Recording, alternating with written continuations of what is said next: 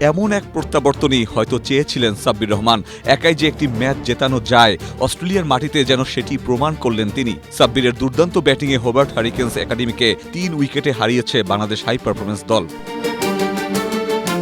শুরুতে ব্যাটিংয়ে নেমে টিগ উইলির ৫৩ বলে ৭৮ রানের ঝোড়ো ইনিংসে ভর করে ১৫৩ রানের চ্যালেঞ্জিং সংগ্রহ করে হোবার্ট।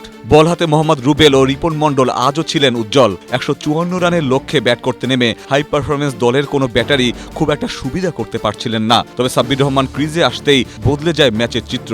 ২ ছক্কা ও ৬-৪-এ ৪৫ বলে ৫৯ রানের দুর্দান্ত ইনিংস খেলে দলকে জয়ের খুব কাছে নিয়ে যান সাব্বির। ওভারফ্লো কিংবা লিকেজের ঝামেলা, ঠিক এই সমস্যার সমাধানে এসেছে স্মাইল বেবি ডায়াপার। এর সুপার অ্যাবজর্পশন টেকনোলজি এখন দেয় ৩০% বেশি শোষণ ক্ষমতা। তার বিদায়ের পর শেষ দিকে সাকলাইন ও আবু হায়দার বাকি কাজটা শেষ করেন। ২ বল হাতে রেখেই ৩ উইকেটের জয় পায় বাংলাদেশের হাই পারফরম্যান্স দল।